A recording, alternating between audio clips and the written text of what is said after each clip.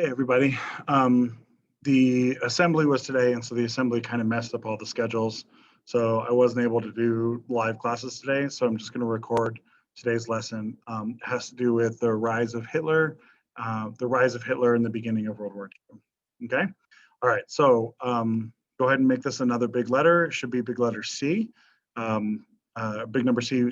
A was Japan. B was Soviet Union. C should be Nazi Germany. Okay.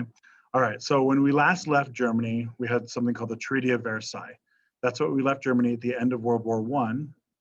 At the end of World War One, we had at the end of World War One, you have the Treaty of Versailles, and the Treaty of Versailles punishes Germany for the entire World War One. Basically, this is the first line you need. Germany was punished for everything, but one of the interesting things to remember is that at the end of World War One, Germany was actually doing okay. There was no wars fought on the soil, on German soil. There was no German cities destroyed. There was no German countryside destroyed, unlike France, right? Like a third of France had been destroyed, basically. And France had lost, towns and villages and stuff all over the place. Germany lost men and they lost money, right? But they didn't lose land or cities or anything. And so Germany looks at this Treaty of Versailles as an insult, right? And it's intended to be an insult. We talked about this last quarter, that the Treaty of Versailles is not really a document of peace, it's a document of revenge, where the Allied powers were trying to get revenge on Germany, and it worked, because boy, did they. Germany ends up losing land, Germany ends up having to pay all the money, and the ending result here is, let me get past Stalin. The ending result is the creation of something called the Weimar Republic. This is the next number down. We're going to keep all of this as big number C, so you could just make this number 2 under C. Weimar Republic. You spell it with a W, but you say V. Weimar Republic is the government of Germany that was established after World War One, and it was forced on the German people. It's a liberal democracy. A liberal democracy, it's a left-leaning democracy, and Germany is a right-leaning conservative country, quite conservative during World War One, and so they're being forced by outsiders to create this government. A lot of Germans are going to become very, very unhappy with this government for a couple of reasons. We're going to get here. We're going to get to this in a minute.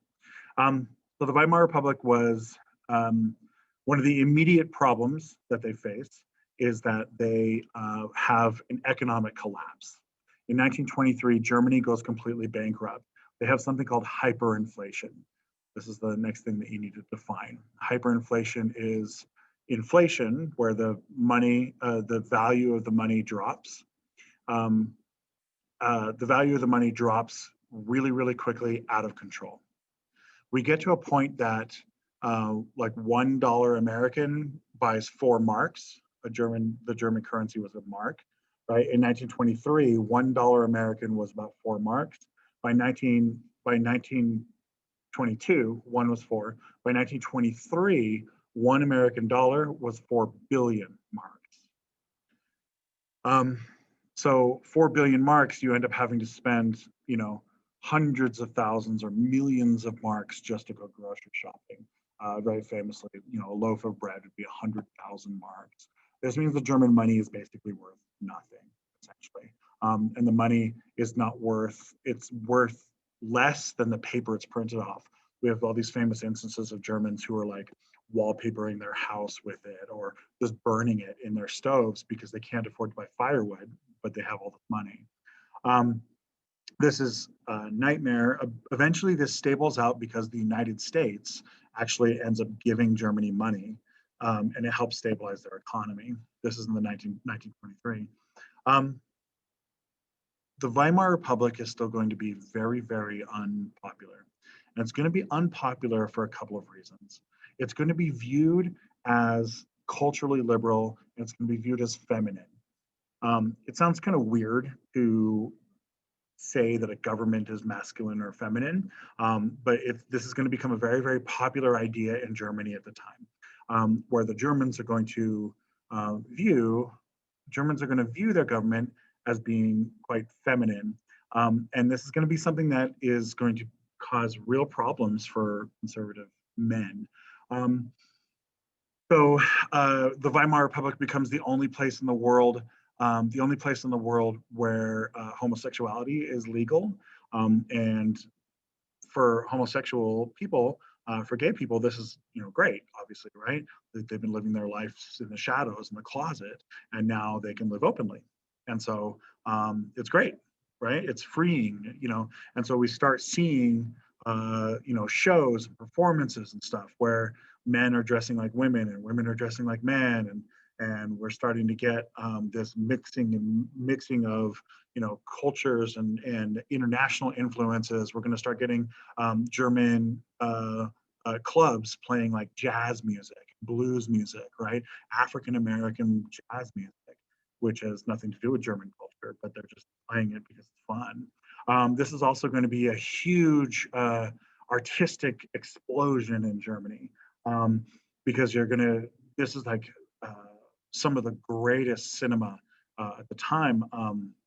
In my World Civ class, in my AP European class, we watched part of the Cabinet of Caligari. It's this crazy weird video, this crazy weird artistic movie. Metropolis is probably the most famous movie, but there's a ton. The German cinema industry is producing some of the just like weirdest, most creative stuff, science fiction stuff, and fantasy stuff, and all sorts of crazy stuff. And this is going to raise this idea of a doppelganger is brought up.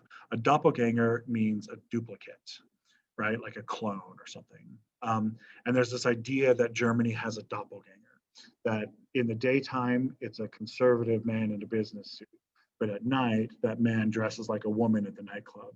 And that they are two people, they're two people, but they are the same, but they're different, right? This is going to become kind of like a cultural idea that everybody has within them, and that you have these two faces. As you would expect, though, I'm sorry, this is also an era where women are going to get the biggest rights, the biggest jumps in rights. Women are going to get to vote. Women are going to get a lot more social equality, right? We're seeing this around the entire world at the time. Women are gaining the vote in most countries at this time period. The United States just granted women the right to vote at the same time, but the Germans didn't really want it. The Germans really resisted it, and it was forced on them. And so this is where we're going to get the resistance. This is the next. Oh, here's our hyperinflation. Sorry, I had the slides out of order, but here's them like just gluing it to the wall and stuff, right? So a $50 billion mark. Yeah. This is where we're going to get the rise of the conservatives in Germany. And we've talked about this many, many times. So whenever you have a culture that they swing, liberal for a while, maybe you vote in a left-wing president or a liberal president, then the country swings to the right, and you vote in a conservative president, and then you stay conservative for a while, and then you swing back to the left, right? Most functioning democracies kind of have that pendulum kind of swinging between 45 and 55, kind of, right? Where you go, a little bit liberal, a little bit conservative, a little bit liberal, a little bit conservative.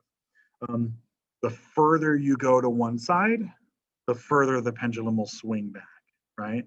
And so in this case, the Weimar Republic is quite a bit to the left, quite a bit to the liberal side, and so the pushback is going to be very, very strong on the conservative side. And in this case, it is increased because the Weimar Republic is far left, but it's also forced by outside countries, and it's also supported by outside countries, right? That's going to be really, really far left. That means the swing is going to be extremely far right, and it's going to be the extreme right. This is going to be the rise of fascism in Germany. The fascists really enter the scene with something called the Beer Hall Putsch. The Beer Hall Putsch. This is where we're first going to meet Adolf Hitler. Adolf Hitler, the man that everyone knows. Adolf Hitler is an Austrian, moved to Germany, fought in World War I. He was injured in World War I. He has a lot of psychological issues. He's going to be paired up with Joseph Goebbels, Joseph Goebbels, who's going to be known as the father of Nazi propaganda and be attached to the Holocaust later. Erich Ludendorff will be heading up the German Air Force during the war. These guys form a party called the Nazi Party. It's the National Socialist Workers Party. It's an acronym. It's a German acronym. Anyway, the beer hall putsch is in Munich. Munich is one of the largest cities of Germany. It's down in Bavaria. It's one of the like cultural centers of Germany. It's conservative. It's very, very traditional, and we call it the beer hall putsch because the Nazis got drunk in a beer hall and decided to overthrow the government of Munich, essentially. And so they take over the city hall. They take over the city hall and they actually occupy the city hall for quite a while. The Weimar Republic doesn't raid right away and kind of tries to negotiate with them. And the whole time that they're negotiating, the Nazis are portraying this and they're saying, look at the Weimar Republic. It's a bunch of women, it's a bunch of gays, it's a bunch of liberals, it's a bunch of weak men, girly men who aren't real manly men like us. And they don't even have what it takes to come in and and take us out, right? The Weimar Republic does eventually raid the building and does kill some Nazis and arrest them.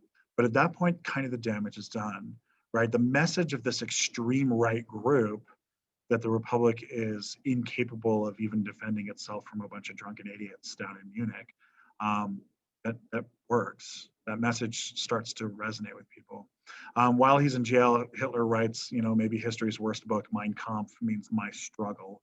In which case, in this book, he basically lays out his philosophy, his ideas that that Germany needs to be preserved and needs to be traditional and needs to be strong and needs to be manly, right? He also spends a very large part of the book blaming problems on Jews, on the Jewish people.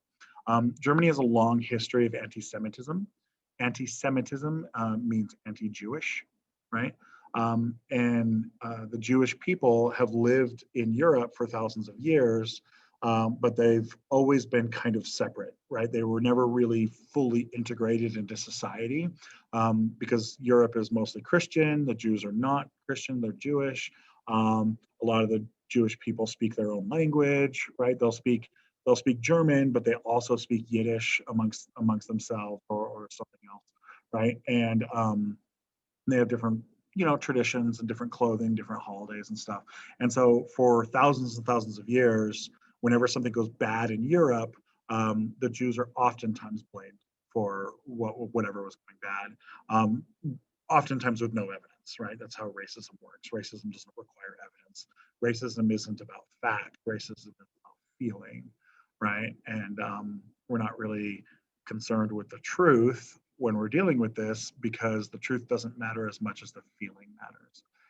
And Hitler is tapping into that. He's tapping into this idea that he feels like the Jews are this evil conspiracy of people who are, trying to destroy Germany. And he presents, what he calls evidence, but it's not actual evidence. It's just tapping into that feeling, right? Anyway, they're going to continue all through the 1920s, being, manly and masculine and decisive and anti-Jewish and anti-gay and anti-women and really trying to propagate this idea. This idea is going to have a lot of traction. It's going to become quite popular in Germany. And by 1932, this can be your next line down, by 1932, the Nazi Party wins the election. You let that sink in for a moment here, that the Nazis won the election, right? Hitler was elected. He didn't overthrow the government. He didn't kick the door down and shoot people. He was elected. And his party was elected. They vote for the party and then the party puts the person forward. And we see this in history quite often. Democracies usually die in the ballot box, right? If you live in a democracy, a democratic country, like the United States or England or France or Germany or any of these countries, if you live in a country with these democratic institutions, you need to be careful, right? Because if you elect people who don't value those democratic institutions, you could go down this pathway. And this is, the Nazis are kind of the worst example of this happening, but we've seen lots and lots and lots and lots and lots of examples of this happening in history.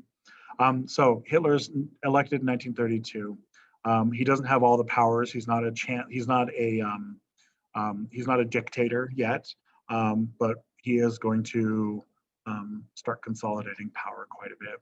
One of the ways that he consolidates power is something called the Reichstag fire. The Reichstag fire is the picture right here. The Reichstag is the name of the government building. The government building, Reich means country. Reichstag fire, a fire breaks out in the government building, and Hitler very quickly blames it on communists. If we remember, Hitler is on the far right. He's on this fascist far right side. And so his number one enemy isn't Jews normally. His number one enemy is actually leftists, right? Communists and leftists, socialists, like labor union groups like that. And then he also has the Jews as a number one, as probably number two. But very quickly they start integrating those two together. This idea that the left wing is just ruled by secret Jews and stuff. So the fire breaks out in the Reichstag. There's a bomb, it blows up, and the fire breaks out. And Hitler blames it on communists. He blames it on Jewish communist terrorists. And he's granted emergency powers to start to arrest anybody he needs to arrest and do things. These are supposed to be temporary powers to deal with just the investigation here. He, of course, doesn't give these temporary powers back. He is going to keep these powers, and he's going to expand them as we go. From this point forward, we're starting to get restrictions on Jews in all sorts of government positions. Anyone who's connected to communism or socialism or labor unions, they're just getting arrested right off the bat. Jews who don't have obvious ties to those are just going to start getting banned. They get banned from serving in the government. They get banned from serving in the military. They're going to start getting bans on what kind of property they can own, where they can go, what kind of businesses they can use. They can't use a German business. They have to use a Jewish business, right? They can't. We're going to start getting lots and lots of restrictions on that, including eventually the very famous yellow star. Jews are going to have to be required to wear a yellow star on their jacket everywhere they go. This is also where Dachau is the first camp that opens up. Dachau is going to go on to become one of the most notorious concentration camps during the war. And let it sink in here, right? The war is not going to start for almost 10 years, and the Holocaust is already starting. Hitler also starts very early attacking not only communists and leftists and Jews, but he's also going to attack homosexuals. He's going to attack anybody who's not conforming to a gender norm, regardless of whether you're gay or not, but men who act too female or women who act too male. They're all going to get kind of rounded up in this grouping. He's also going to start attacking disabled people. They'll start pulling trucks up to hospitals where there's disabled people in the hospitals, and then the disabled people will be, in a wheelchair or something, and they'll be rolled out to the truck, and the truck will be a mobile gas chamber where they kill the disabled people. This is this Nazi attempt to purify their race and to get rid of anyone who would bring down the genetic purity of the race. Right. This is, of course, we can recognize that this is, of course, stupid. That's not how genetics works. But again, we're not in the realm of facts here. We're in the realm of feelings, and he's carrying out this feeling. Right. We're going to get a series of mass violence that's going to happen all through the 1930s. Kristallnacht right here. Kristallnacht, it means the night of broken glass. This is a instance of mass violence where a bunch of super right-wing conservative Nazi sympathizers basically go through Jewish neighborhoods, and they break all the windows and smash all the buildings and stuff. We can see it in the picture here. This is going to become pretty common. This kind of violence and stuff is going to become pretty common. Kristallnacht is just a particularly nasty instance of it, but let's be clear, this is happening often. By 1939, Jewish people are going to be evicted from their homes, and they're going to be forced to live in ghettos. A ghetto, define this in our notes. A ghetto is the area of town where Jewish people are forced to live in. Americans oftentimes use this word differently, right? We use this word to mean like the poor part of town, or sometimes the black part of town where African Americans live. But the original meaning is Jews, with Jewish people. They're also going to move the Roma people into ghettos. My slide says gypsies, and I'm sorry about that. Gypsy is the word that most people know what they're using. It's the most famous word, but it is a slur. The people are actually called Roma, R-O-M-A. And the Roma are moved into ghettos. They're otherwise known as gypsies. The Roma people are a nomadic group who lives in Europe. They're like the only real nomadic group that lives in Europe, and it's a culture that kind of moves all across the continent. And so there are some Romani people who live in Hungary and Romania and Ukraine and Russia and Germany and France and in all these different countries, and they kind of move back and forth. So kind of like the Jewish people, where they're in Europe but they're like not fully attached to one of the cultures. The Romani are the same way, and the Romani have all sorts of stereotypes that they're criminals and thieves and stuff like that, and so it's very easy to target them. It's very, very easy for these Nazi people to target these outsider groups. I'm going to jump ahead here. This is some of the art. Anything that's like modern style artwork is going to be made illegal. And they're going to start targeting artists. They're going to go through different eugenics programs where they're going to start anything made by a gay person, anything made by a Jewish person, anything made by a Romani person is going to be labeled as degenerate. The only art that's legal is classical art. A lot of these artists are going to start getting targeted and killed, or forcibly hiding,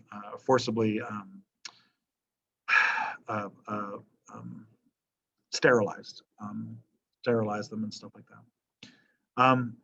The last thing that we're going to talk about here is appeasement. Appeasement. Okay, so appeasement is where the people in charge keep giving somebody a little bit more in exchange for good behavior. I like to think of this as like a toddler, right? You guys babysit for your little brothers and sisters and cousins and stuff, I'm sure.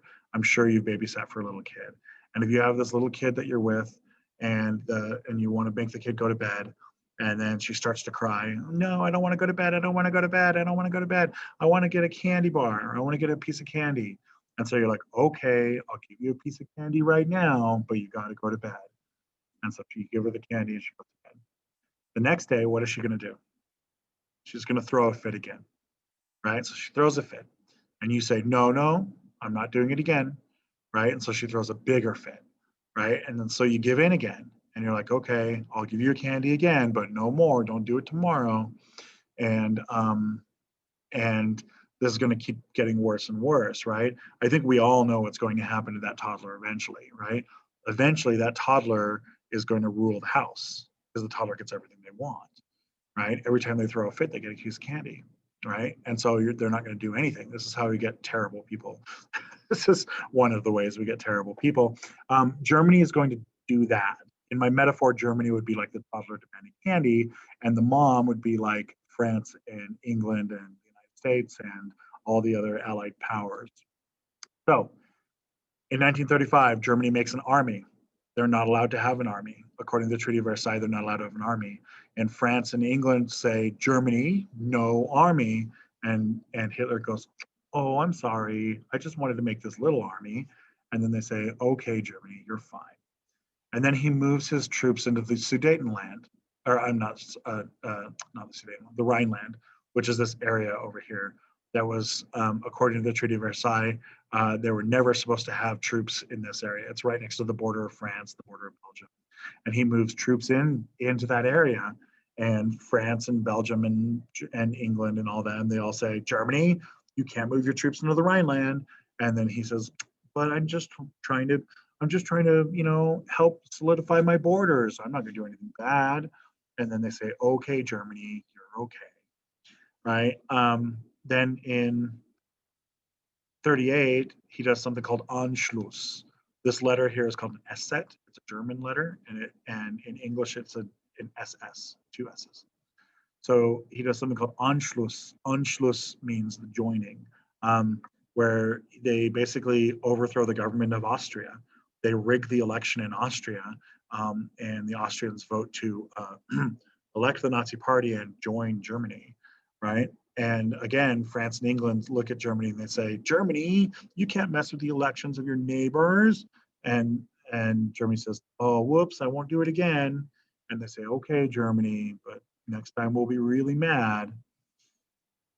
You see where this is going?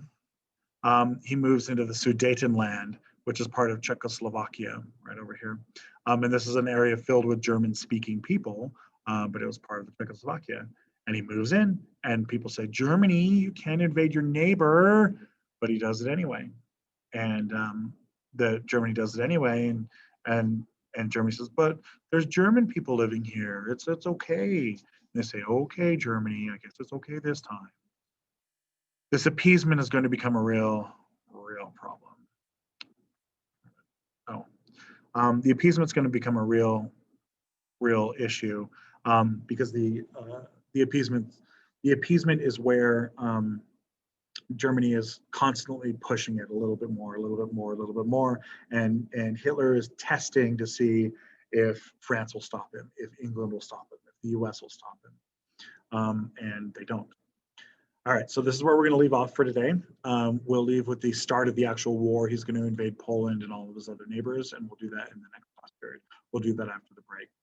All right, so I hope you guys are getting all caught up. If you are caught up, then enjoy your break and have a good time. All right, thanks a lot.